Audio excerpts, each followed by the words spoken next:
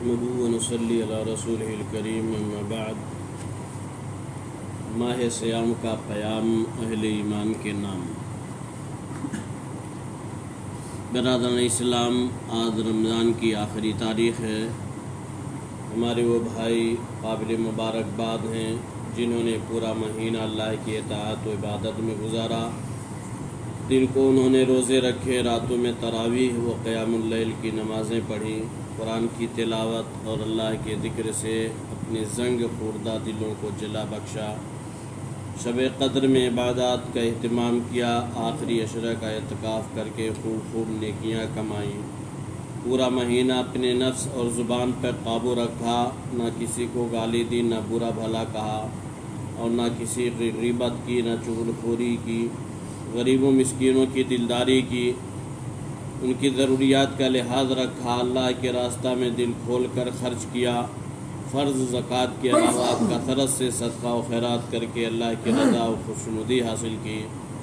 روزہ داروں کو افطار کرایا اور بھوکوں کو کھانا کھلایا، ضرورت مندوں کی دستگیری کی اور کمزوروں کو سہارا دیا، شب و روز اپنے گناہوں کو یاد کر کے توبہ استغفار کیا اور خود کو جہنم سے آزاد کرانے کی پوری کوشش کی،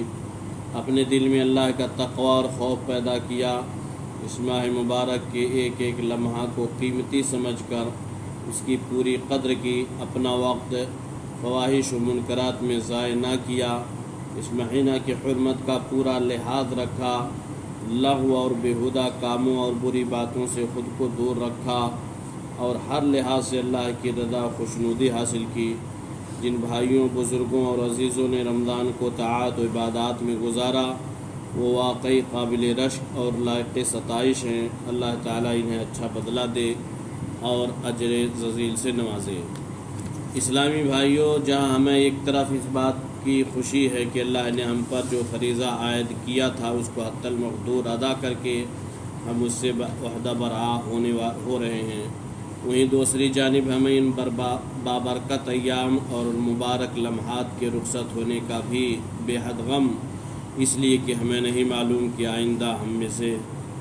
کس کو نیکیوں کی یہ فصل بہار نصیب ہوگی۔ بہت ممکن ہے کہ اس ماہ مبارک کی عام سے پہلے ہی ہم اپنی زندگی کے دن پورے کر لیں اور ہماری زندگی کا چراغ گل ہو جائے اور اس ماہ مبارک کی سعادتوں اور برکتوں سے بہرور ہونے کا موقع ہمیں پھر بھی نہ مل سکے۔ برادران اسلام، کل صبح عید ہے، مسلمان عید کی نماز کے لیے عیدگاہ میں حاضر ہوں گے، بڑا دل فریب منظر ہوگا۔ ہماری جن بھائیوں نے اس ماہ مبارک میں محنت کی ہے، اللہ کی راہ میں بھوک و پیاس کی شدت برداشت کی ہے، اپنے آرام کو تج کر شب بیداری کی ہے، راتوں میں تراویح کی نمازیں پڑھی ہیں، اعتکاف کیا ہے، اللہ کی راہ میں اپنا حلال مال خرچ کیا ہے اور اللہ کو ہر طرح خوش کرنے کی کوشش کی ہے، ان کے چہرے تر و تازہ اور پرنور ہوں گے۔ یہ وہ لوگ ہوں گے جنہیں عید کے دن بجا طور پر خوشی منانے کا حق ہوگا، لیکن اسی عیدگاہ میں کچھ ایسے لوگ پہنچیں گے جن کے چہرے سیاہ اور بے رونق ہوں گے۔ یہ بدقسمت لوگ ہوں گے جنہوں نے اس ماہ مبارک کی قدر نہ کی ہوگی، انہوں نے نہ رمضان کے روزے رکھے، نہ نمازیں پڑھی، نہ تراویح و قیام کا اہتمام کیا اور نہ تلاوت و ذکر میں مصروف ہوئے، بلکہ انہوں نے اس مہینہ کو بھی لہو و لعب اور فواحش و منکرات میں گزار دیا۔ ایسے لوگ شرمندہ و نادم ہوں گے اور انہیں حقیقت میں عید کے دن خوشی منانے کا کوئی حق نہ ہوگا۔ برادران اسلام، رمضان مبارک ہم سے رخصت ہو رہا ہے، لیکن وہ ہمیں یہ پیغام دے جا رہا ہے کہ اللہ کے بندو، تم نے جس طرح اس مہینہ میں اللہ کی خوشنودی حاصل کرنے کی بھرپور کوشش کی ہے، آئندہ بھی نیکیاں کمانے کی یہ سرگرمیاں جاری رکھنا، دیکھنا کہیں تمہاری نمازیں وقت سے بے وقت نہ ہوں، ہمیشہ قرآن کی تلاوت کرتے رہنا اور اللہ کے ذکر سے اپنی زبان تر رکھنا، صدقہ و خیرات کا سلسلہ بند نہ ہو، حقوق العباد کا تو بڑا ہی خیال رکھنا، خبردار تمہاری ذات سے کسی کی ہرگز حق تلفی نہ ہو اور نہ ہی تم سے کسی کو تکلیف پہنچے، زبان اور دل و دماغ کو کبھی بے قابو نہ ہونے دینا اور نفس پر کنٹرول رکھنا اور فرائض و سنن و مستحبات و نوافل کے ذریعہ اللہ کا قرب حاصل کرتے رہنا بلفظ دیگر اس ماہ مبارک میں تزکیہ نفس اور تہذیب اخلاق کا جو درس دیا گیا ہے،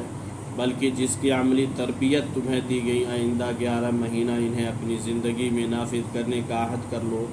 ایسا ہرگز نہ ہو کہ رمضان ختم ہوتے ہی تم پر شیطان غالب آ جائے اور تم نیکی کا راستہ چھوڑ کر معصیت کی ڈگر پر چل پڑو اور اپنے پروردگار کی یاد سے غافل ہو جاؤ۔ روزہ دارو، خدا نخواستہ اگر رمضان کے بعد تمہاری زندگی بدل گئی اور تم فرائض سے غافل ہو گئے، نوافل و مستحبات سے تم نے منہ موڑ لیا، تلاوت قرآن چھوڑ بیٹھے اور اپنے عمل سے اللہ کو ناراض کرنے لگے، اور ساتھ ہی حقوق العباد کا بھی خیال تمہارے دل سے نکل گیا اور لوگوں کو اپنی حرکتوں سے تکلیف پہنچانے لگے، تو سمجھ لو کہ تمہارا روزہ تمہاری اصلاح میں ناکام رہا اور اس کا مقصد پورا نہ ہوا۔ اس لیے اندیشہ ہے کہ تمہارا روزہ شرف قبولیت سے بھی محروم رہے گا۔ خواہشات پر کنٹرول کرنے کی جو تمرین و مشق پورے 1 ماہ حاصل کی ہے، اگر بعد میں خواہشات تم پر غالب آ گئیں اور تم خواہشات کے غلام بن گئے، تو یقین کر لو کہ روزہ کا فائدہ تم کو حاصل نہیں ہوا۔ برادران اسلام، رمضان کے روزے مکمل کرنے کے بعد شوال کے 6 روزے رکھنے کی بڑی فضیلت ہے۔ اللہ کے رسول صلی اللہ علیہ وسلم نے فرمایا، جس نے رمضان کے روزے رکھے پھر اس کے بعد شوال کے 6 روزے رکھے تو گویا اس نے پورے سال روزہ رکھا۔ اس فضیلت کو پانے کے لیے ان 6 روزوں کا بھی اہتمام کیا جائے۔ یہ روزے شوال کے مہینے میں کبھی بھی رکھے جا سکتے ہیں، مگر آپ کے لیے سہولت اسی میں ہے کہ عید کے فوراً بعد ہی اسے رکھ لیں کہ آپ کو اپنے معمولات میں تبدیلی نہیں کرنی پڑے گی۔ اللہ تعالی ہم سب کی وہ تمام عبادات جو ہم نے رمضان میں کی ہیں قبول فرمائے اور ان کے بھرپور اجر و ثواب سے ہم کو نوازے۔ آمین۔ وصلی اللہ علی نبینا محمد وعلی آلہ وصحبہ اجمعین۔